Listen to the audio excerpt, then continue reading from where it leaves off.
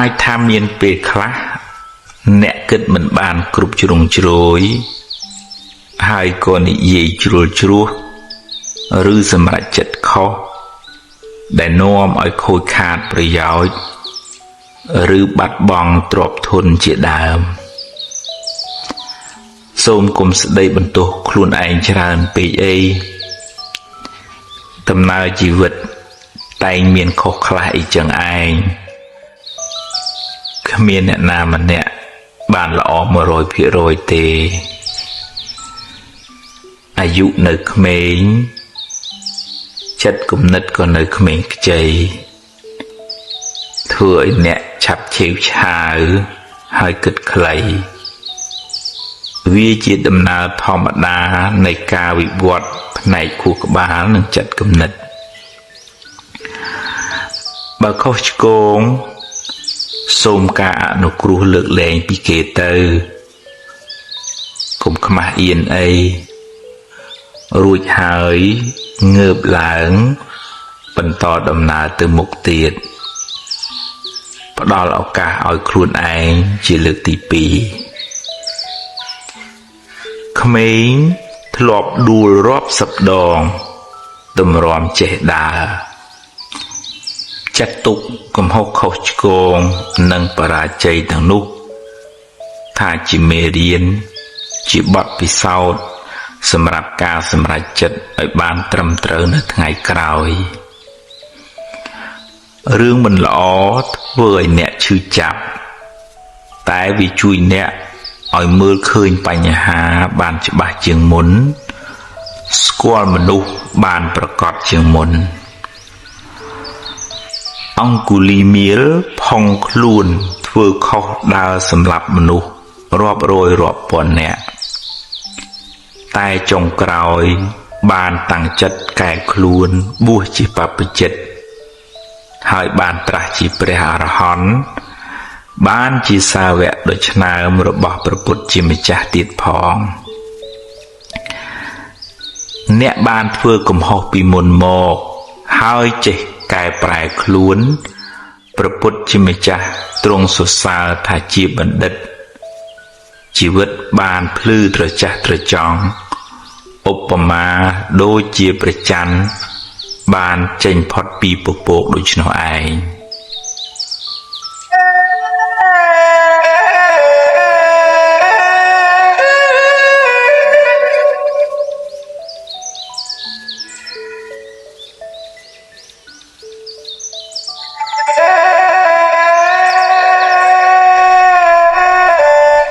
រួចពីកម្មពីវេរាពីអតីតមកអ្នកគ្មានវិធីរត់គេចពីវាបានទេព្រោះអ្នកមិនអាចបកក្រោយហើយកែទង្វើដែលអ្នកបានធ្វើក្នុងអតីតកាលបានឡើយតែពីវេរាទៅថ្ងៃមុខអ្នកអាចជៀសបានដោយកម្លាំងនៃការរក្សាសិលសិលបានដល់ការប្រព្រឹត្តល្អដោយកាយវាចាចិត្តការមិនបៀតបៀនមិនធ្វើឲ្យអ្នកដទៃក្តៅក្រហាយមានដូចជាការមិនប៉ះពាល់ជីវិតអ្នកដទៃការមិនកាប់កេងលួចទ្រព្យអ្នកដទៃការមិនធ្វើឲ្យកូនប្រពន្ធអ្នកដទៃក្តៅក្រហាយការមិនកុហកបោកប្រាស់ជាដើមពេលអ្នកមិនបានធ្វើឲ្យអ្នកដទៃក្តៅក្រហាយគេក៏មិនមានចិត្តចងពៀមិនមានបំណងអាក្រក់ដាក់អ្នកវិញដែរដោយសារអ្នកមិនបានធ្វើអាក្រក់ដាក់អ្នកដទៃអ្នកក៏មានចិត្តស្រស់ស្រាយមិនភ័យខ្លាចមិនព្រួយបារម្ភរឿងមានទោសពៃឬខ្លាចគេធ្វើអាក្រក់ដាក់អ្នកវិញឡើយនោះហើយជាចិត្តដែលរួចផុតពីពាវេរាមនុស្សមានពៀគឺជាមនុស្សដែលបៀតបៀនគេធ្វើឲ្យអ្នកដទៃក្តៅក្រហាយមនុស្សមានចិត្តចងគំនុំគុំគួនខ្លួនក៏លំបាក ព្រោះភ្លើងកំហឹងឆេះក្នុងចិត្តរាល់ថ្ងៃ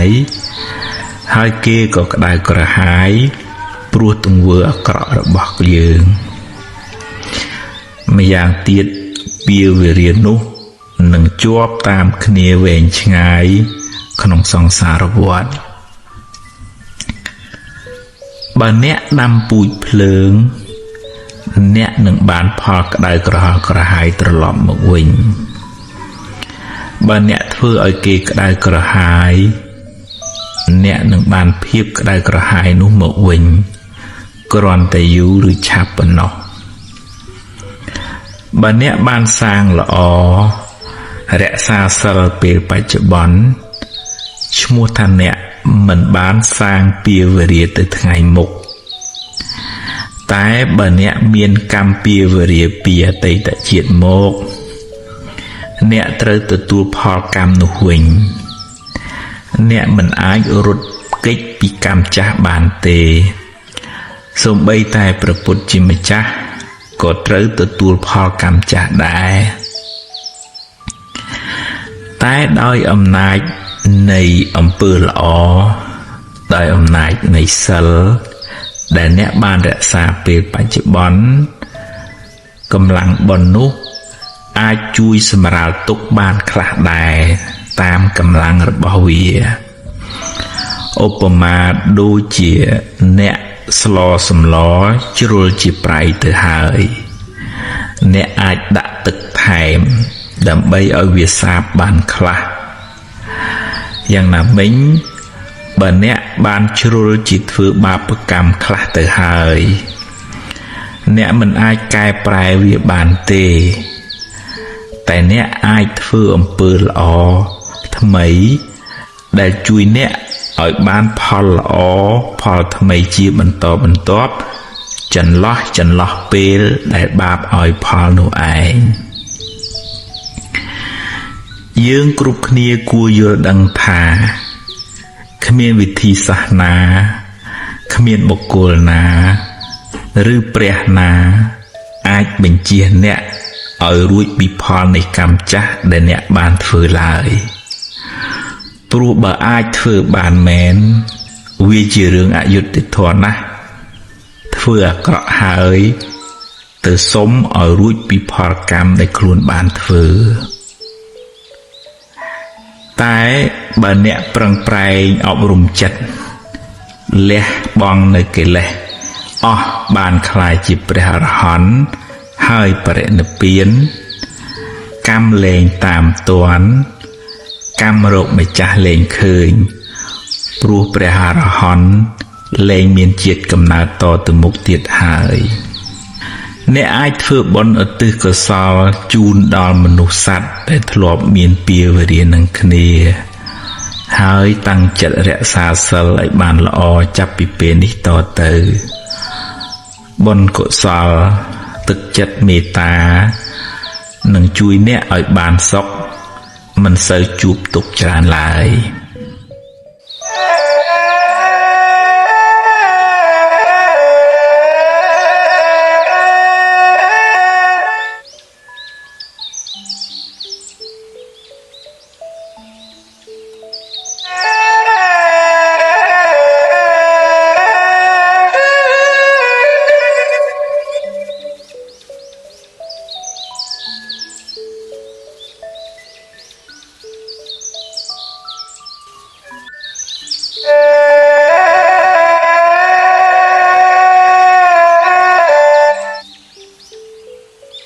រៀនសម្រេចចិត្ត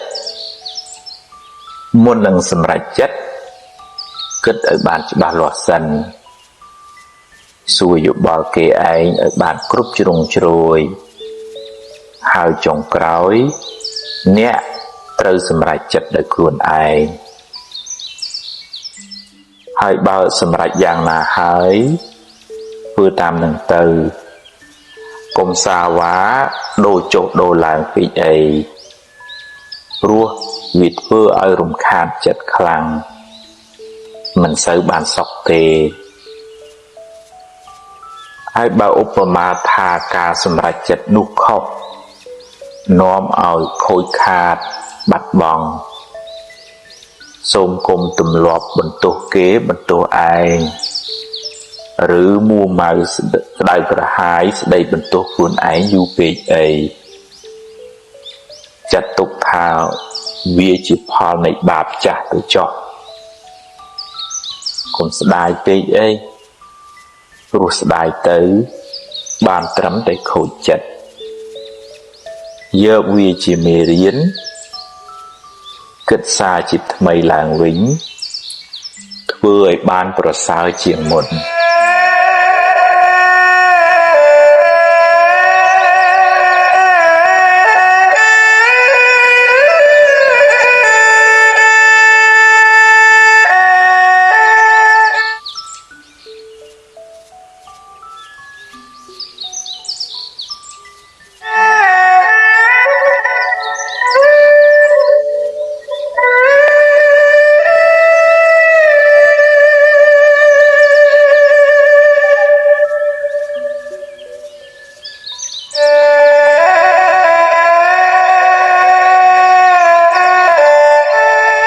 សេរីសួស្តីមួម៉ៅច្រើនសេរីរត់ចេញរីករាយវិញសេរីរត់ចូលជាទូទៅយើងឲ្យតម្លៃសេរីសួស្តីទៅលើរឿងល្អរឿងសប្បាយមានលៀបមានជ័យជាដើមតែគួរចងចាំថាផលល្អទាំងនោះកើតឡើងអាស្រ័យហេតុល្អហេតុដែលជាកុសលដែលអ្នកខិតខំប្រព្រឹត្តធ្វើពីមុនមកហេតុនៃសេរីសួស្តីនោះមានដូចជាការសេពគប់ត្រូវការតស៊ូព្យាយាមក្នុងកិច្ចការងារដែលអ្នកធ្វើការរៀនសូត្របង្កើនចំណេះដឹងការចេះគួសមរស់រាយរាក់ទាក់ការចេះចែករំលែកដល់អ្នកលំបាកការចិញ្ចឹមមាតាបិតាសេចក្តីអត់ធន់ទឹកចិត្តមេត្តាទឹកចិត្តត្រជាក់ចិត្តធ្ងន់ចិត្តរស់រាយចិត្តឃ្លាវខ្លាជាដើមទាំងនោះគឺជាហេតុដើមនៃសេរីសួស្តី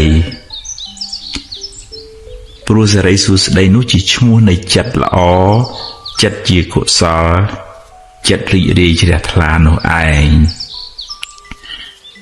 អ្នកបានសាងនៅហេតុនៃសេរីសួស្តីនោះសេរីនឹងរត់មករកអ្នកវិញមិនពិបាករត់តាមវាប៉ុន្មានទេឬក៏មិនពិបាកដើរសួរគ្រូហៅពេកដែររៀនរីករាយទទួលថ្ងៃថ្មីដោយចិត្តស្រស់ស្រាយក្នុងសេចក្តីល្អបើអ្នកគ្មានអ្វីច្រើនយ៉ាងហោចណាស់អ្នកនៅមានជីវិតរស់បន្តមួយថ្ងៃទៀតអ្នកនៅមានដៃមានជើងមានសតិស្មារតីសម្រាប់បំពេញការងារបន្តរៀនរីករាយចំពោះអ្វីដែលអ្នកមានអ្វីដែលអ្នករកបានដោយសុចរិតហើយប្រឹងប្រែងបន្តទៀតតែបើដំណើរជីវិតនេះត្រូវជួបរឿងមិនល្អខ្លះរឿងអពមង្គលខ្លះក៏កុំមួម៉ៅពេកអីព្រោះបើមួម៉ៅទៅរឿងនៅតែជារឿងហើយចិត្តកាន់តែស្មុគស្មាញថែមជីវិតតែងជួបបញ្ហាខ្លះអីចឹងឯងទ្រាំទៅបើជួបហើយប្រឹងដោះទៅហើយបើដោះហើយត្រូវដើរហួសទៅមុខទៀតកុំស្ពាយរឿងសំពីងសំពងពេកសេរីសួស្តីមិននៅជាមួយយើងទេ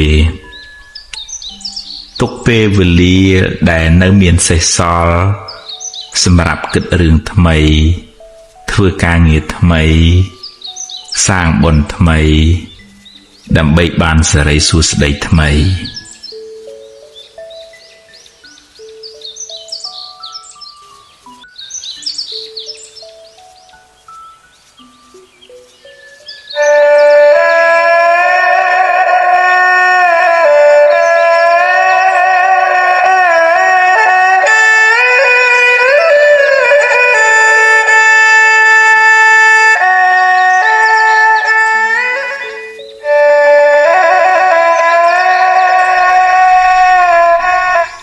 hú hơi tây tất cả lọ cái đấy mình lọ cái đấy bàn còn lon hú từ hơi tu bay nẹt đai bẩn ná có tiếng một mình mình bàn đàiนุญาตឲ្យវាប្រែប្រួលតាមដំណើរនៃធម្មជាតិរបស់វារឿងល្អជាផលនៃកម្មល្អដែលអ្នកបានសាងរឿងមិនល្អជាផលនៃអកុសលកម្មដែលអ្នកបានប្រព្រឹត្តពីមុនមកជីវិតរបស់មនុស្សម្នាក់ប្រព្រឹត្តទៅតាមកម្លាំងកម្មដែលខ្លួនបានធ្វើពីអតីតផងកម្មក្នុងពេលបច្ចុប្បន្នផងអ្នកមិនអាចរត់គេចពីផលនៃកម្មបានឡើយរឿងខ្លះកើតឡើងហួសពីការស្មានរបស់អ្នកហើយអ្នកគ្មានសមត្ថភាពទៅបង្គាប់បញ្ជារឿងខាងក្រៅបានទាំងស្រុងទេកម្លាំងអ្វីស្មើដោយកម្លាំងកម្មមិនមានឡើយណដ្ឋិកម្មੰសមੰពលំបើមានហេតុគ្រប់គ្រាន់រឿងនឹងកើតឡើងអ្វីមិនមែនជារឿងចៃដន្យទេបើអ្នកបានជួបរឿងមិនល្អហើយអ្នកកើតចិត្តមូម៉ៅក្តៅក្រហាយអ្នកបានបង្កើនទុក្ខនោះឲ្យមានទម្ងន់ទ្វេដងរឿងក៏អាក្រក់ចិត្តក៏មូម៉ៅទុក្ខទាំងកាយទុក្ខទាំងចិត្តណាស់ហើយចុះរឿងបានកន្លងផុតទៅហើយចាត់ទុកជាមេរៀនជាបទពិសោធន៍សម្រាប់ការសម្រេចចិត្តលើកក្រោយចាប់ផ្ដើមសារជាថ្មីគិតរឿងថ្មីនិយាយរឿងថ្មីធ្វើកិច្ចការងារថ្មីលទ្ធផលក៏បានថ្មីដែរអតីតកាលមិនមែនជាផ្ទះសម្រាប់អ្នកនៅទេវាគ្រាន់តែជាស្រមោលទេតើតែបើរឿងអតីតកាលនោះជារឿងល្អជារឿងបុណ្យកុសលអ្នកអាចចងចាំនិងរំលឹករំលើកដល់អំពើល្អនោះរឿយដើម្បីឲ្យចិត្តបានរីករាយម្ដងទៀតបានបុណ្យម្ដងទៀត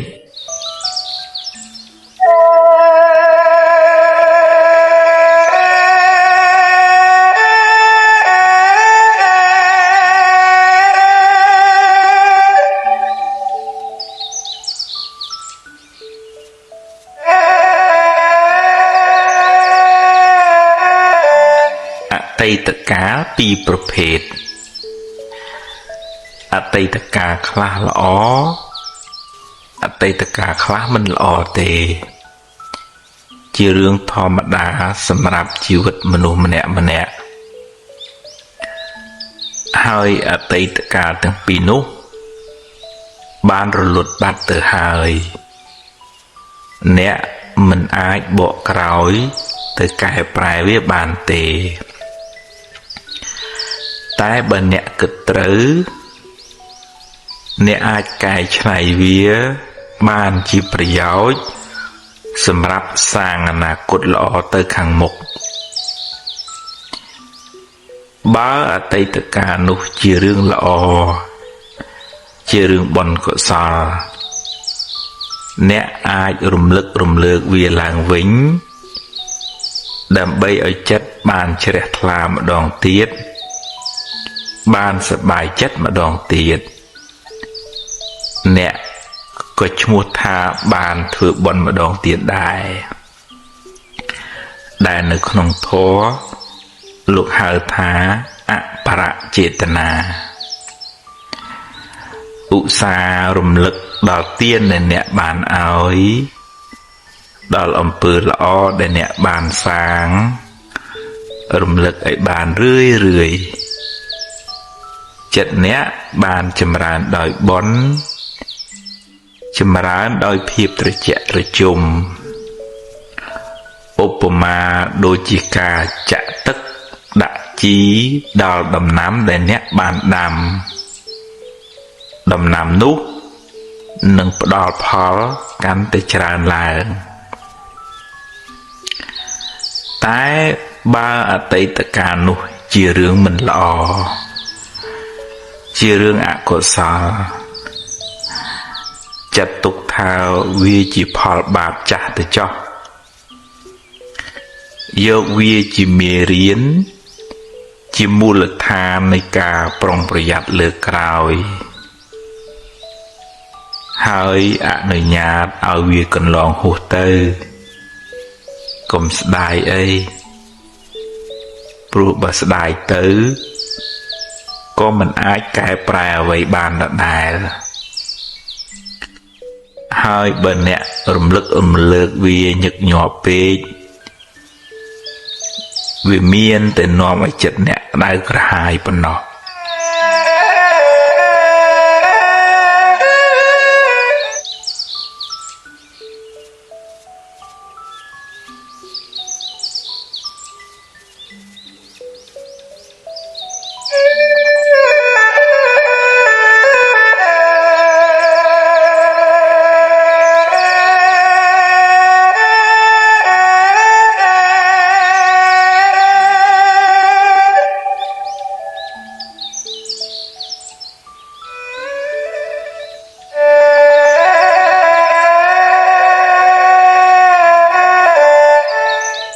ខ្ញុំខំធ្វើល្អ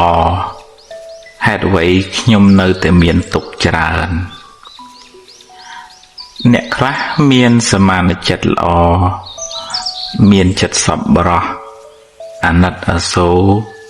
ជួយអ្នកដទៃច្រើនតែបែរជាមិនសូវបានសមប្រកបជួបរឿងទុក្ខសោកមិនចេះចប់មិនចេះហើយពេលខ្លះជួយគេហើយបែរជាគេរមិលគុណនិយាយអាក្រក់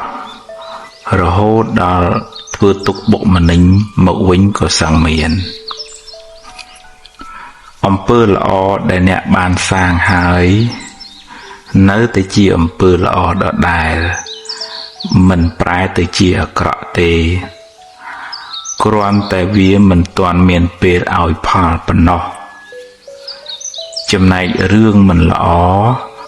រឿងអកុសលដែលអ្នកបានជួបវាជាផលនៃកម្មចាស់ដល់ពេលត្រូវឲ្យផលគួរស្វែងយល់ផងដែរថាបុណ្យកុសលមានច្រើនលំដាប់ហើយបុណ្យទាំងនោះជួយអ្នកឲ្យបានស្រាលពីទុក្ខតាមលំដាប់ដែរកុសលថ្នាក់ទានលះចិត្តកំណាញ់លះចិត្តជាប់ជំពាក់កុសលថ្នាក់ទាននោះជួយអ្នកឲ្យមានគេស្រឡាញ់រាប់អានច្រើនមានកិត្តិយសគេឈ្មោះល្អនិងជាឧបនិស្ស័យនៃការរកទទួលទានមានបានតែកុសលថ្នាក់ទាននោះមិនអាចជួយអ្នកឲ្យរួចផុតពីសេចក្តីទុក្ខផ្លូវចិត្តបានទេកុសលមួយទៀតដែលជួយអ្នកឲ្យរួចពីពាវេរាទៅថ្ងៃមុខគឺការរក្សាសិលបានដល់ការមិនបៀតបៀនមិនធ្វើឲ្យអ្នកដទៃក្តៅក្រហាយអ្នកជាមនុស្សមិនមានពៀទៅណាមកណាមិនសូវព្រួយបារម្ភក្នុងចិត្តព្រោះមិនបានធ្វើខុសហើយមិនសូវមានអ្នកមកបៀតបៀនអ្នកទេជៀសវាងតែអ្នកមានបាបកម្មពីអតីតជាតិមកកុសលថ្នាក់សិលជួយអ្នកឲ្យរួចផុតពីពាវេរាទៅថ្ងៃមុខតែវានៅតែមិនអាចជួយអ្នកឲ្យរួចផុតពីសេចក្តីទុក្ខផ្លូវចិត្តបានទាំងស្រុងឡើយកុសលថ្នាក់ខ្ពស់ដែលអាចជួយអ្នកបានច្រើនខ ក្នុងការសម្រាលសេចក្តីទុក្ខពីផ្លូវចិត្តគឺកុសលធនៈភាវនាដែលមានន័យថាការចម្រើនសមាធិការចម្រើនបញ្ញាដែលជួយអ្នកឲ្យមានចិត្តនឹងថឹងមិនសូវញាប់ញ័រនឹងរឿងរ៉ាវទាំងឡាយសមាធិសំដៅលើការវឹកហាត់ចិត្តឲ្យស្ថិតនៅក្នុងអារម្មណ៍តែមួយដែលនាំឲ្យចិត្តបានស្ងប់រងាប់បានត្រជាក់មិនសូវរវើរវាយមិនសូវច្របូកច្របល់ជួយអ្នកឲ្យបានសេចក្តីសុខតាមផ្លូវចិត្តច្រើនចំណែកឯការចម្រើនបញ្ញាសំដៅលើការស្វែងយល់អំពីដំណើរកើតរលត់នៃសង្ខាររៀនលះបង់ការប្រកាន់ចំពោះរឿងរ៉ាវការទាស់ចិត្តនិងការជាប់ចិត្តចំពោះបញ្ហាទាំងឡាយពេលអ្នកបានលះបង់នៅសេចក្តីប្រកាន់នោះពីក្នុងចិត្តរឿងរ៉ាវទាំងឡាយកើតឡើងក៏កំណត់ដឹងថាជាដំណើរនៃធម្មជាតិពេលមានហេតុក៏កើតឡើងពេលអស់ហេតុក៏រលត់ទៅឧបមាដូចជាភ្លើងចង្កៀងពេលនៅប្រេងក៏នៅសល់ភ្លើងពេលអស់ប្រេងអស់បញ្ឆេះភ្លើងក៏រលត់ទៅអ្នកកំណត់ដឹងនៅដំណើរនៃសង្ខារយ៉ាងនេះកាត់បន្ថយនៅសេចក្តីប្រកាន់សេចក្តីទុក្ខ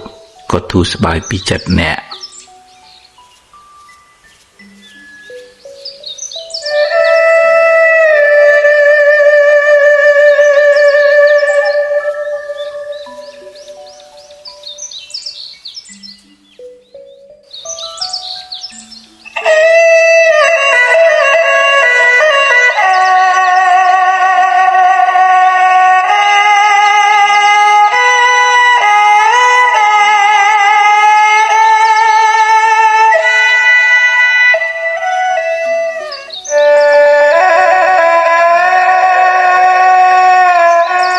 ថ្ងៃលៀបថ្ងៃជ័យថ្ងៃល្អគឺជាថ្ងៃដែលអ្នករីករាយចិត្តថ្ងៃដែលអ្នកបានសាងល្អដោយកាយដោយវាចាដោយចិត្តព្រឹកឡើងលើកដៃសំពះរំលឹកគុណព្រះរតនត្រ័យនឹកគុណមេត្តាបិតាចម្រើនសមាធិផ្សាយមេត្តាដល់សពសត្វទម្លាប់ពួរវិចារល្អគិតរឿងល្អថ្ងៃនោះคล้ายជាថ្ងៃមានសិរីសួស្តីថ្ងៃមានលាភថ្ងៃមានជ័យថ្ងៃរះថ្ងៃលិចជាដំណើរនៃធម្មជាតិមិនល្អមិនអាក្រក់ទេចំណែករាសីអ្នកឡើងចុះអាស្រ័យលើកម្មគឺអំពើដែលអ្នកបានសាង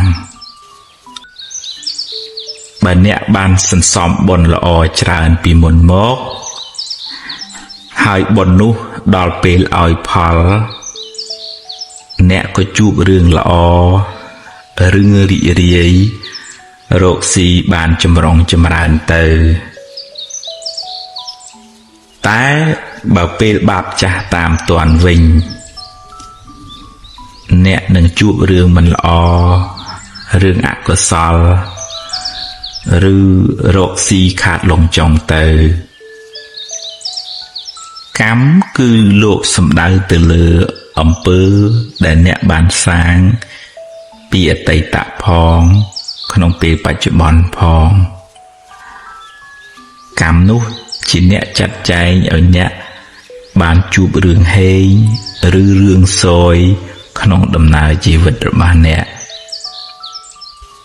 បើអ្នកខំប្រព្រឹត្តល្អចិញ្ចឹមមេត្តាបិតាមានចំណេះចេះដឹងច្រើនមានកាយវិការល្អប្រពៃហើយប្រុងប្រយ័ត្នព្យាយាមក្នុងកិច្ចការងារអ្នកបុណ្យពេលបច្ចុប្បន្ននោះនឹងជួយបើកឱកាសដល់បុណ្យចាស់ចាស់ មកឲ្យផលឲ្យអ្នកបានចម្រុងចម្រើនតែ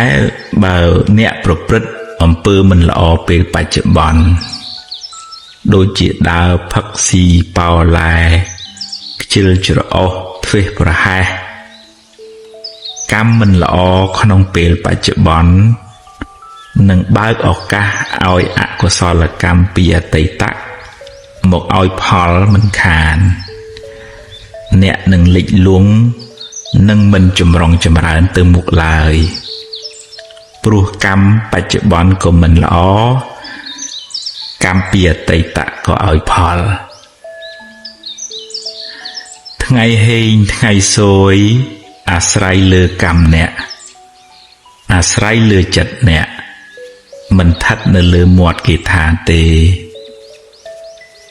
បើអ្នកចង់បានថ្ងៃល្អចង់បានថ្ងៃជ័យត្រូវខំសាងល្អដោយកាយល្អដោយវាចាល្អដោយចិត្តហើយបើមានថ្ងៃខ្លះ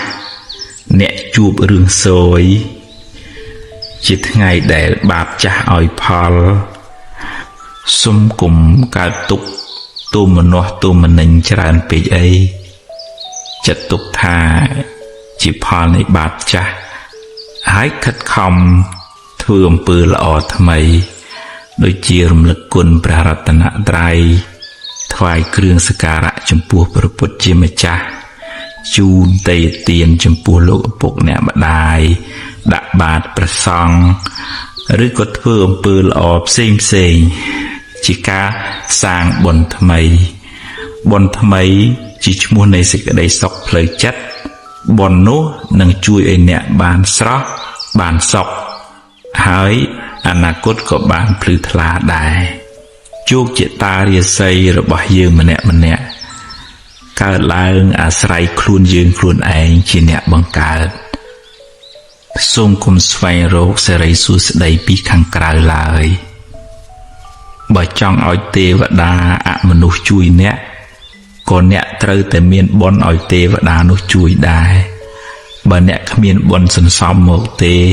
គ្មានព្រះអិនព្រះព្រហ្មណាអាចជួយអ្នកបានឡើយ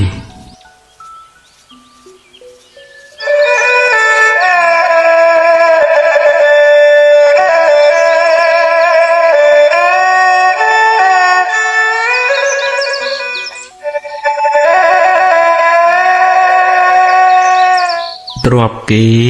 ទ្រព្យយើងក្នុងដំណើរនៃវដ្តសង្សារនេះមិនដឹងថាយើងម្នាក់ជាប់ជំពាក់កម្មជាមួយអ្នកណាខ្លះធ្លាប់ធ្វើបាបធ្វើអាក្រក់ចងពៀជាមួយគ្នាពីជាតិណាមកទេកំហឹងគំនុំស្អប់ចងអាឃាតគ្នាឬបាបកម្មណាមួយសុទ្ធតែនាំឲ្យមានពៀវេរាកំណើតវិលវល់អន្ទូលទៅមកដល់ពេលណាមួយកម្មនោះនឹងវិលមករកអ្នកវិញពេលកម្មចាស់ឲ្យផលអ្នកក៏ត្រូវជួបរឿងមិនល្អព្រាត់ប្រាសឬខាតលងចុងទៅអ្នកធ្វើបាបកម្មអាក្រក់តែម្ដងទេ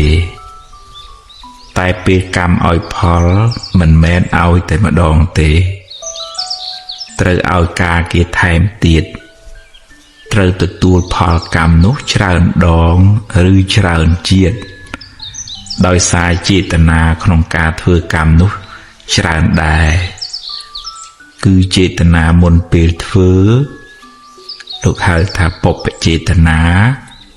ចេតនាពេលកំពុងធ្វើលោកហៅថាមញ្ញនចេតនានិងចេតនាដែលអ្នកធ្វើឲ្យសប្បាយក្នុងការធ្វើបាបនោះលោកហៅថាអបរចេតនាពេលធ្វើអាក្រក់អ្នកខ្លះសប្បាយណាស់ព្រោះវានាំឲ្យបានទ្រព្យធនបានលៀបបានយសឬឈ្នះគេដោយទង្វើអាក្រក់របស់ខ្លួន តែកុំភ្លេចថាការធ្វើបាបនោះមានឧបមាដូចជាការផឹកទឹកឃ្មុំដែលលាយដោយថ្នាំពិសដូច្នោះឯងឆ្ងាញ់ពីដំបូងតែចុងក្រោយត្រូវពុលស្លាប់យ៉ាងណាមិញទ្រព្យរកដោយការបៀតបៀនអ្នកដទៃជាទ្រព្យក្តៅក្រហាយជាទ្រព្យមានពៀមិនសុខកាយមិនសុខចិត្តឡើយហើយជាប់ពៀវរាវែងឆ្ងាយក្នុងជីវិតបច្ចុប្បន្ននេះផងក្នុងអនាគតជាតិផងបាបកម្មនោះនឹងតាមលងបន្លាចអ្នករហូតដល់ថ្ងៃស្លាប់យើងគ្រប់គ្នាគួរខ្លាចបាបខ្លាចអំពើអាក្រក់មិនគួរចាញ់បោកវាមិនគួរឲ្យវាដឹកមុខហើយទៅប្រព្រឹត្តអាក្រក់ឡើយព្រោះអំពើបាបនោះនឹងនាំទុក្ខមកខ្លួនយើងវិញបាបវានាំឲ្យយើងសប្បាយក្នុងរយៈពេលខ្លីតែត្រូវរងទុក្ខក្នុងរយៈពេលវែងគួរមានស្មារតីប្រឹងរកទ្រព្យដោយសុចរិតមិនបៀតបៀន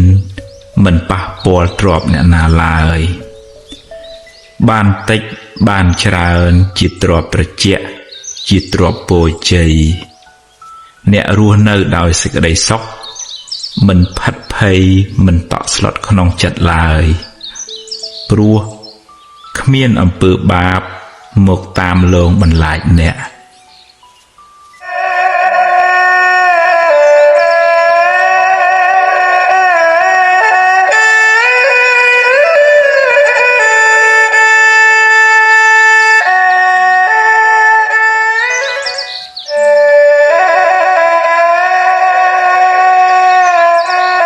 នៅសល់បើអ្នកបាត់បង់អ្វីគ្រប់យ៉ាងហោចណាស់អ្នកនៅសល់ជីវិតនៅមានថ្ងៃនេះនិងថ្ងៃស្អែកសម្រាប់រស់បន្តថ្ងៃបានលិចបាត់ទៅហើយអតីតកាលបានកន្លងហួសទៅហើយអនុញ្ញាតឲ្យវាទៅចុះព្រោះបើអ្នកមិនព្រម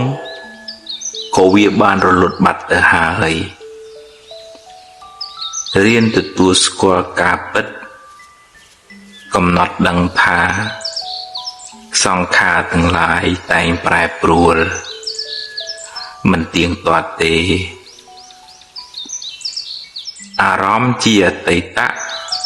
គ្រាន់តែជាស្រមោលវាបានរលត់បាត់ទៅហើយ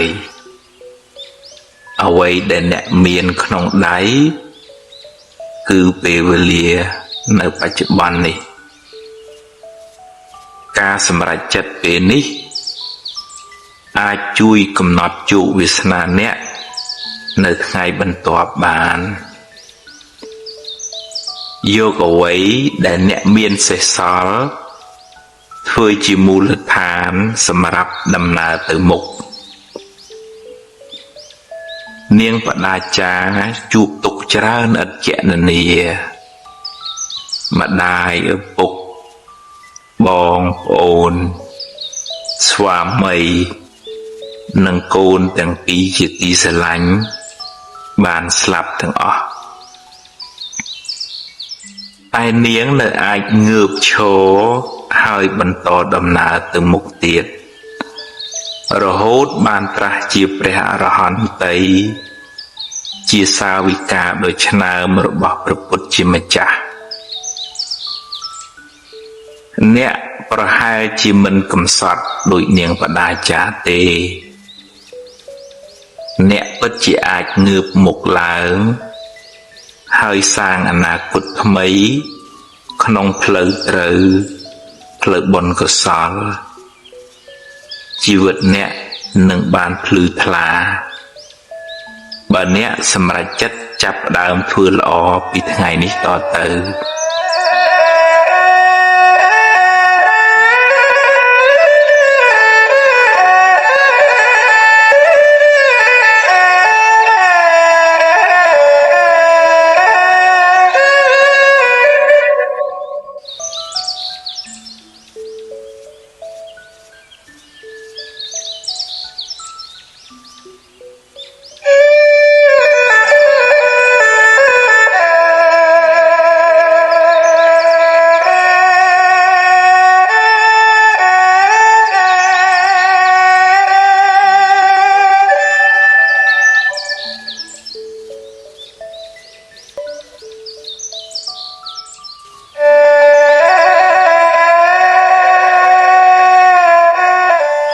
បាបចាស់បុណ្យថ្មីតាមច្បាប់កម្មផលយើងម្នាក់សុទ្ធតែធ្លាប់បានសាងបាបកម្មខ្លះពីអតីតជាតិមកកាលណាដល់ពេលដ៏សមគួរបាបចាស់នឹងឲ្យផលអ្នកក៏ជួបរឿងមិនល្អជួបប្រទះនៅបញ្ហាឬមុខរបរត្រូវខាតបង់ទៅ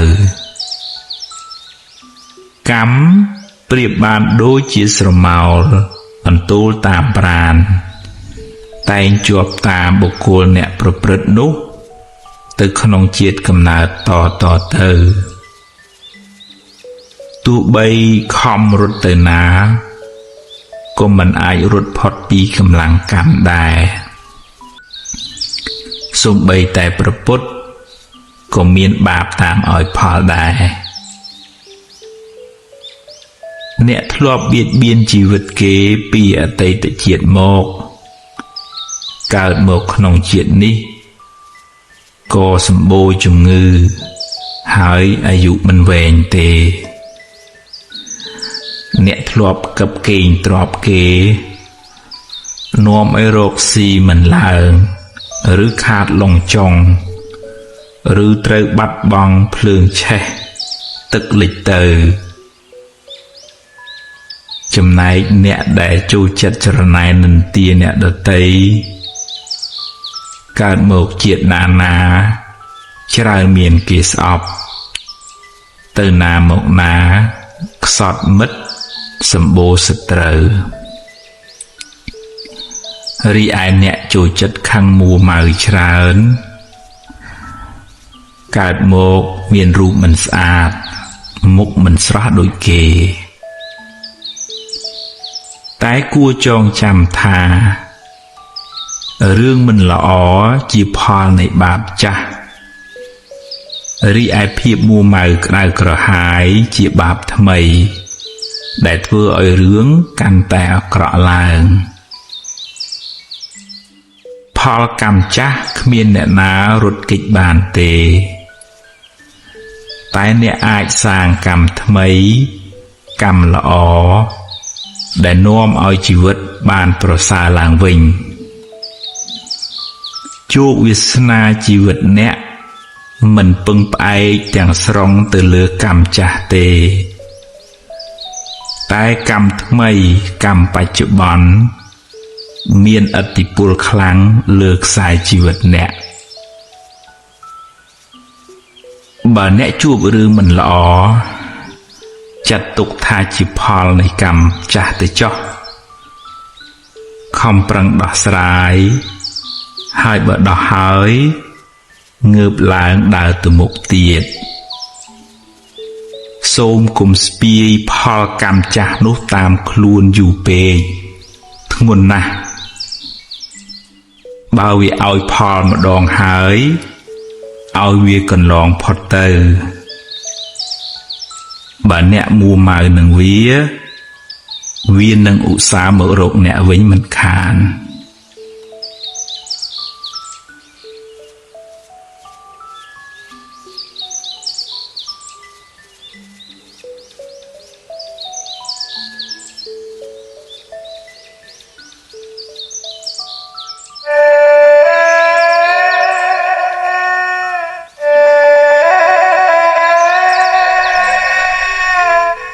បារមីខ្លាំងពូកែក្នុងព្រះពុទ្ធសាសនាពាក្យថាបារមីសំដៅយកគុណធម៌ទាំងឡាយដែលនាំឲ្យបានត្រាស់ដឹងឬគុណជាតិដែលនាំឲ្យបានរួចផុតពីទុក្ខរួចផុតពីសង្សារវដ្តព្រះពុទ្ធអង្គនៃយើងបានបំពេញនៅបារមីអស់ច្រើនលានកោដ្ឋជាតិទម្រាំបានត្រាស់ដឹងជាព្រះពុទ្ធបារមីដែលព្រះអង្គត្រូវបំពេញមាន10ដែលលោកហៅថាទុសបារមីឬម្យ៉ាងទៀតលោកហៅថាពុទ្ធការកធម៌គឺទី1ទានបារមីការចែកទានសង្គ្រោះដល់អ្នកដទៃដោយចិត្តករុណា ទី2សីលបារមីការរក្សាកាយវាចាឲ្យបានល្អមិនបៀតបៀនអ្នកដទៃទី3នេក្ខមបារមីការចេញសាងភ្នោះឆ្ងាយពីកាមគុណទី4បញ្ញាបារមីការសន្សំចំណេះដឹងការប្រើបញ្ញាញាណសម្រាប់ត្រេះរិះពិចារណាក្នុងការដោះស្រាយបញ្ហាទី5វិរិយបារមីការតស៊ូព្យាយាមជំនះការលំបាកក្នុងការបំពេញភារកិច្ចរបស់ខ្លួនទី6ខន្តិបារមីសេចក្តីអត់ធន់ចំពោះពាក្យសម្ដីអ្នកដទៃឬការងារលំបាកផ្សេងទី7សច្ចបារមីការរក្សាពាក្យសច្ចៈមិនក្បត់ពាក្យសន្យាទី8អធិដ្ឋានបារមីការបដិញ្ញាចិត្តខ្ពស់មិនងាយបោះបង់ការងារចោលទី9មេត្តាបារមីសេចក្តីស្រឡាញ់ទឹកចិត្តមេត្តា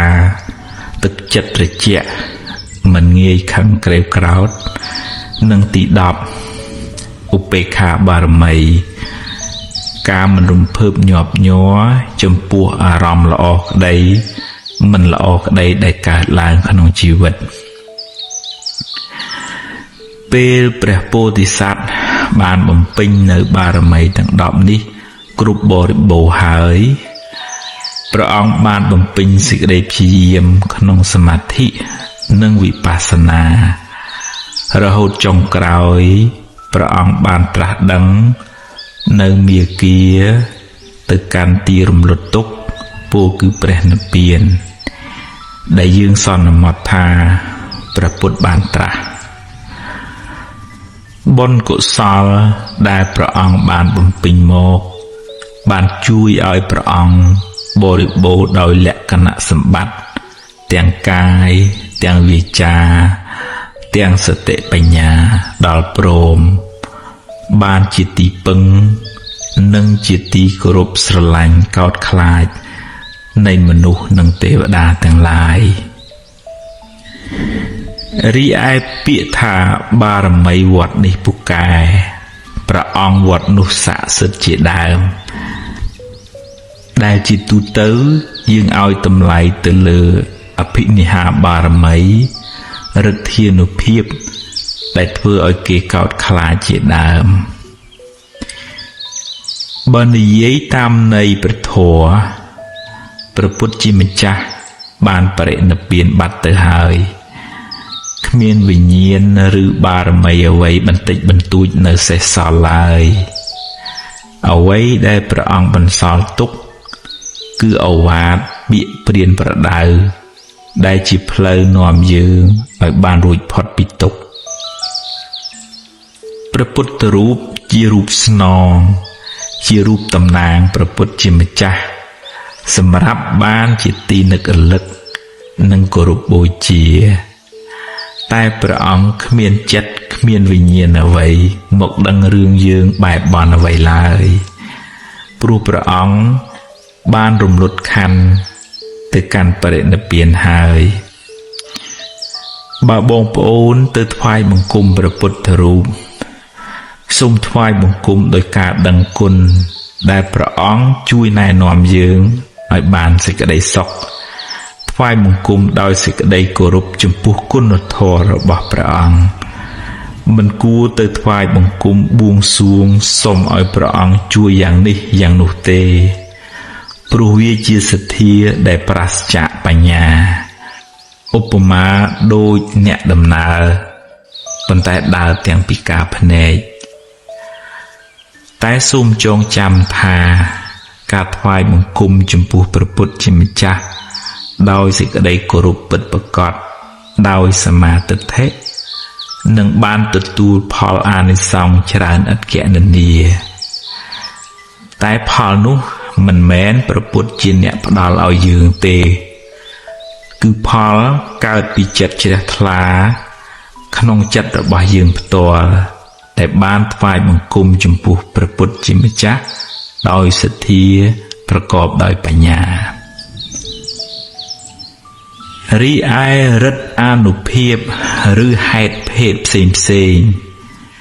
អាចជាអានុភាពរបស់ពពួកអមនុស្សឬទេវតាឬខ្មោចព្រាយដែលអាស្រ័យនៅទីនោះឬថែរក្សានៅតំបន់នោះជាអ្នកបណ្ដាលឲ្យមានឡើងតែដាច់ខាតមិនមែនជាបារមីឬវិញ្ញាណរបស់ព្រះពុទ្ធឡើយពពួកអមនុស្សនៅទីនោះអាស្រ័យនឹងព្រះពុទ្ធរូបក៏ទទួលនៅសក្ការៈបូជាផ្សេងពីមនុស្សម្នាទាំងឡាយដែលយកទៅបូជានិយាយនេះមិនហាមឃាត់ថាឲ្យបងប្អូនឈប់គោរពបូជាទេវតាទេតែត្រូវធ្វើដោយសមាទិដ្ឋិត្រឹមត្រូវកុំឲ្យคล้ายជាមង្គលភ្ញាក់ផ្អើលដែលផ្ទុយពីឱវាទព្រះពុទ្ធទៅវិញយើងអាចសម្ដែងការរាប់អានការគោរពបូជាដល់ទេវតានិងអមនុស្សទាំងនោះតាមរយៈការផ្សាយមេត្តាចិត្តការជូនបុណ្យកុសលការថ្វាយគ្រឿងសក្ការៈផ្សេង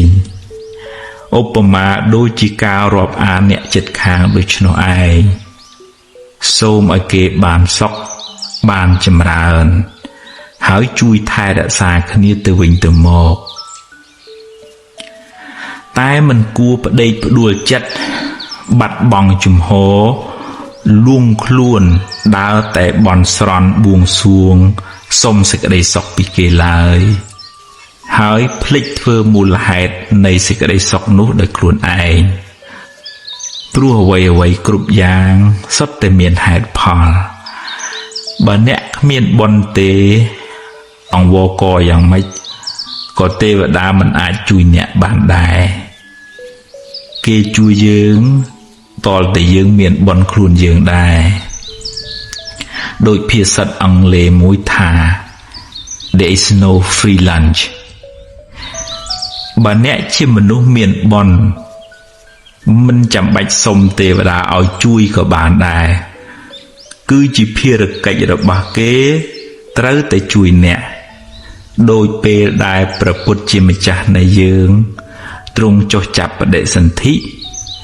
មានទេវតាមកថែរក្សាព្រះគភ៌របស់ព្រះមេត្តាព្រះអង្គជាប្រចាំសូមចងចាំថាទេវតាខ្លះជាសមាទិដ្ឋិទេវតាខ្លះជាមិច្ឆាទិដ្ឋិយល់ខុសហើយអាចនាំអ្នកឲ្យដើរផ្លូវខុសដែរមិនមែនទេវតាសុទ្ធតែល្អទាំងអស់ទេយើងមានទុក្ខដោយយើងទេវតាមានទុក្ខដោយទេវតានាពេលមួយព្រះឥន្ទជាសកទេវរាជពិបាកចិត្តពេករកអ្នកណាជួយមិនបានក៏ចូលមករកព្រះពុទ្ធជាម្ចាស់សូមព្រះអង្គឲ្យជួយសម្រាលទុក្ខព្រះអង្គក៏ពន្យល់ព្រះឥន្ទរហូតបានធូរស្បើយពីសេចក្តីទុក្ខហើយត្រឡប់ទៅឋានត្រៃត្រឹងវិញដោយសារគុណធម៌បញ្ញាញាណរបស់ព្រះអង្គធ្វើឲ្យព្រះឥន្ទក៏មករកព្រះអង្គដែរជាសរុបមកបារមីក្នុងព្រះពុទ្ធសាសនាសំដៅលើកុសលធម៌ទាំង10ដែលនាំឲ្យបានរួចផុតពីទុក្ខបារមីនោះពិតជាពូកែមែនព្រោះបានធ្វើឲ្យយើងคล้ายជាមនុស្សល្អបន្តិចម្ដងរហូតបានត្រាស់ដឹងនៅសច្ចធម៌ជាទីបំផុតបានរួចផុតពីទុក្ខនិងបានជាទីពឹងសម្រាប់មនុស្សនិងទេវតាទាំងឡាយយើងគ្រប់គ្នាគួរសន្សំបារមីទុកក្នុងចិត្តរបស់យើងឲ្យបានច្រើនយើងនឹងក្លាយជាមនុស្សមានបារមីហើយមិនពិបាកទៅរកបារមីខាងក្រៅទេតែអ្នកនៅតែផ្សាយមេត្តាចិត្តសូមឲ្យពពួកអមនុស្សនិងទេវតាទាំងឡាយបានសេចក្តីសុខ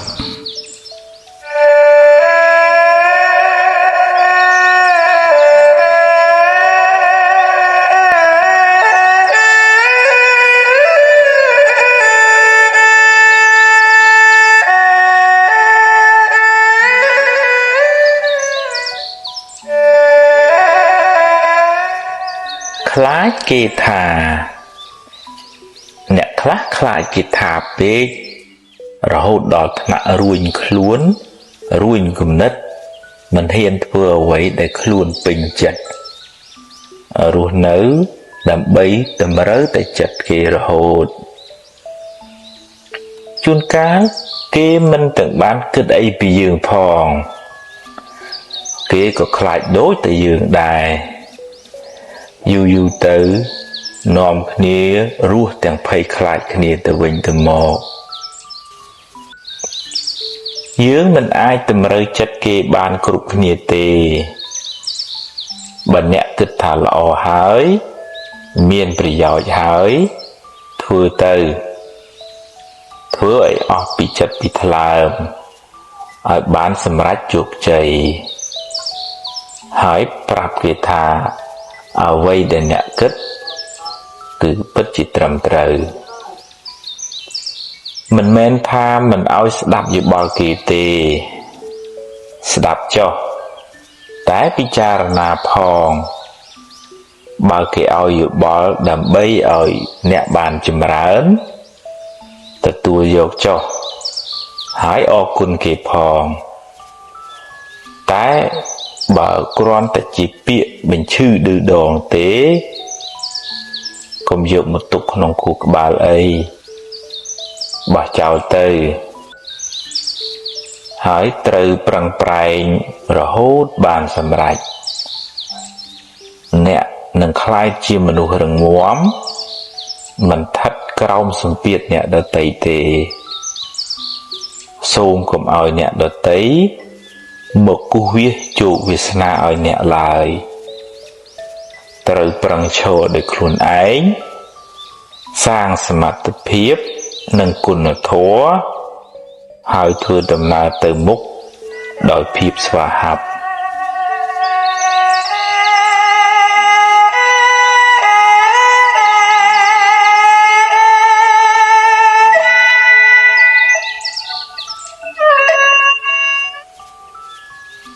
គេឈ្នានេះខ្ញុំខំធ្វើល្អណាស់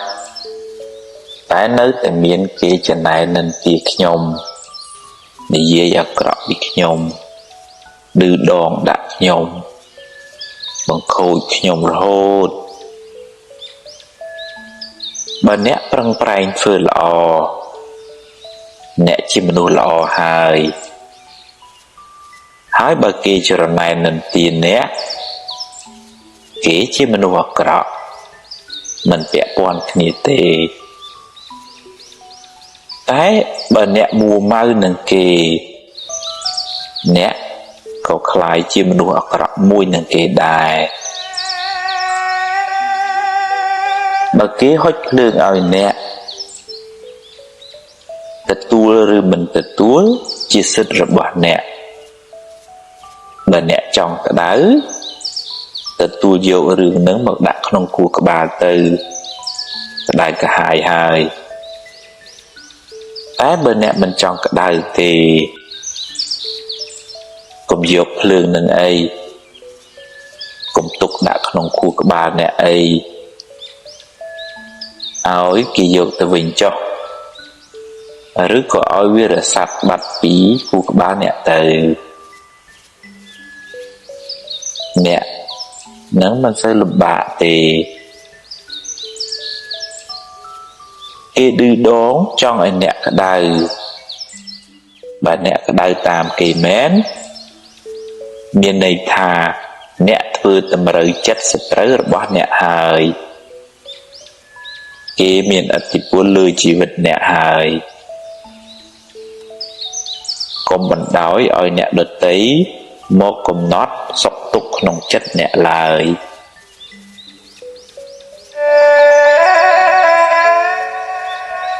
កំហាំង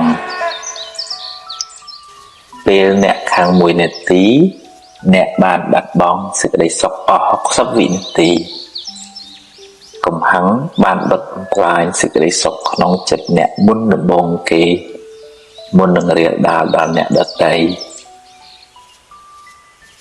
សាមញ្ញជនយើងគ្រប់គ្នាតែមានកំហឹង តែកុំខឹងយូរពេកខឹងមួយផ្លែតបានហើយរួចភ្លេចទៅកុំគុំទុកអីព្រោះបើគុំទៅក្តៅទៅខ្លួនឯងជួនកាលគេមិនដឹងខ្លួនផងរៀនខន្តីខ្លះទៅអ្វីមិនចេះទៅបានតាមចង់ទេកុំមួម៉ៅក្តៅក្រហាយពេកអីគ្មានបានអីមកផងបានទៅកើតទុកថែងរៀនអត់ឱនយោគយល់ខ្លះទៅមានអ្នកណាចង់ខុសចង់អាក្រក់ទេបញ្ញែបញ្យល់គ្នាទៅបើគេធ្វើតាមជាការល្អតែបើគេមិនធ្វើតាមទេក៏មិនដឹងធ្វើម៉េចហើយបើក្តៅក្រហាយទៅក៏បានត្រឹមតែកើតទុកទៅទេហើយបាបទៀតប្រឹងណែនាំឲ្យអស់ពីលទ្ធភាពទៅហើយសប្បាយចិត្តនឹងអ្វីដែលយើងអាចធ្វើបានទើបមិនសូវកើតទុកអ្នកអាចបង្កើតរូបគេបានតែមិនអាចបង្កើតចិត្តគេបានទេសត្វលោកប្រព្រឹត្តទៅតាមកម្មរបស់ខ្លួនកុំហឹងមួយផ្លែតកុំហុកមួយជីវិតកុំយកកំហឹងជាម្ចាស់ក្នុងការសម្រេចចិត្តត្រូវធ្វើជាម្ចាស់កំហឹងវិញ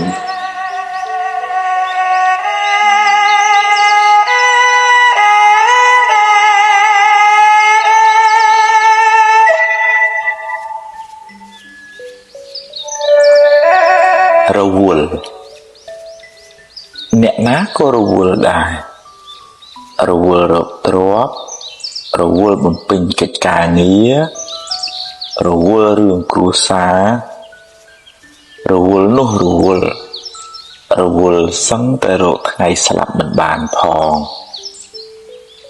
ពេលខ្លះសម្ពាធការងារច្រើនពេកគិតច្រើនពេកកាយក៏ហត់ចិត្តក៏ហត់យូរទៅជាស្មុគស្មាញចិត្តរកសុខមិនសូវឃើញឡើយការងារចាំបាច់ត្រូវតែធ្វើតែក៏ត្រូវតែរៀនអប់រំចិត្តជាមួយផងទើបមិនសូវមួម៉ៅរៀនដោះលែងខ្លួនអ្នកពីរឿងអតីតកាលកុំសូវរំលឹករំលើកវាពេកឲ្យវាហួសទៅចុះហើយក៏កុំសូវព្រួយបារម្ភនឹងរឿងដែលមិនទាន់កើតឡើងពេកអី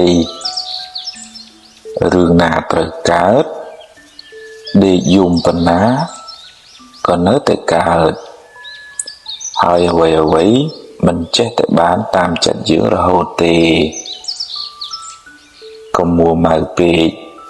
ជីវិតគឺអញ្ចឹងឯងហើយទម្លាប់កុំគិតរញ៉េរញ៉ៃពេកកុំគិតច្របូកច្របល់ក្នុងពេលតែមួយវាធ្វើឲ្យអ្នកវិលវល់ទម្លាប់គិតរឿងណាឲ្យប្រកបជាមួយនឹងរួចចាំគិតរឿងមួយទៀតហើយកុំតក់ក្រហល់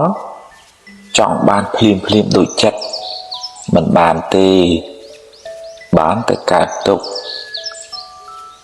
រៀនអត់ធន់រៀន